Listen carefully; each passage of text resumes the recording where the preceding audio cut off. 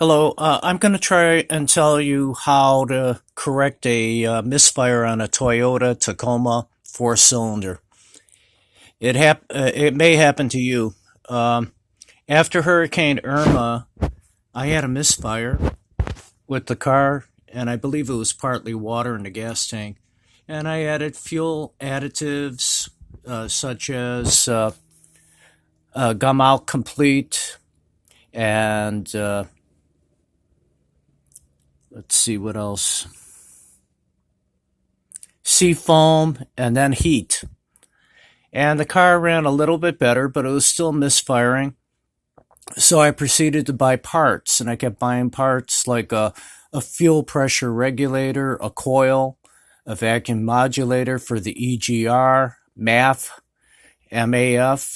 a new filter, and fuel filter. So I did all those things, and I checked the fuel injectors, see if they're clicking.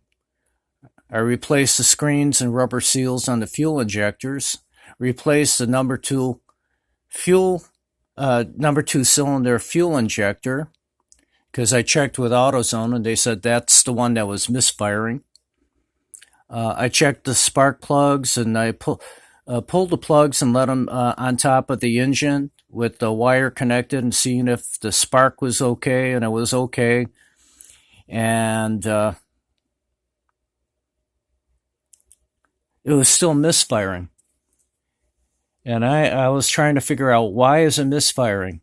So what I ended up doing was a vacuum test. I had 21 HG with the vacuum test, but I had a short, rapid fluctuation, which the book indicated in an electrical problem.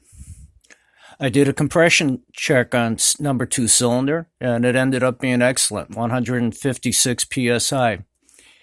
And this is what I discovered the problem was.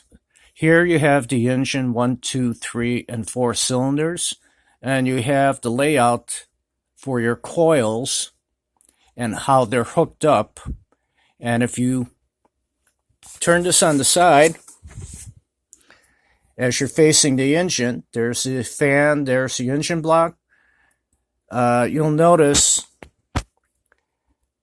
that 2, 3 means that this connection here is supposed to be number 2. This connection here is supposed to be number 3.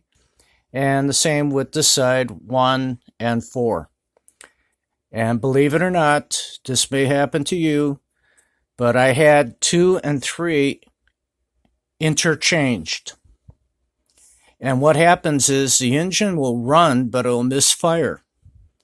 So I corrected that. That corrected it, but it was still misfiring to some extent.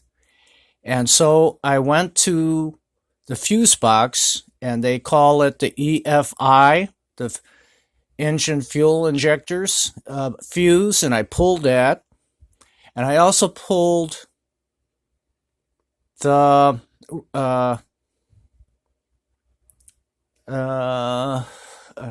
I pulled that, and I let it sit for a while, and it ended up where it was still misfiring. But this time I only had it out for about 2 minutes. The next time I had it out for 2 hours. And that evidently erased all the power to the computer on the ECM. And it when I put the fuse back in there, the engine's running pretty good. Much better. So I corrected my problem that way. So I hope this may help you, because it may happen to you. And so also when I remove the fuse, I also remove the relay from the fuse box.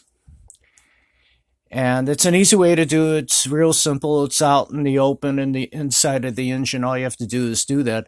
And when I allowed it to be removed for 2 hours, it did clear out all the codes for a while. And then when I put it back in, it's running pretty good. So I hope that helps you. God bless, and I hope to hear a response from someone saying that, yeah, it worked for them. Okay, bye.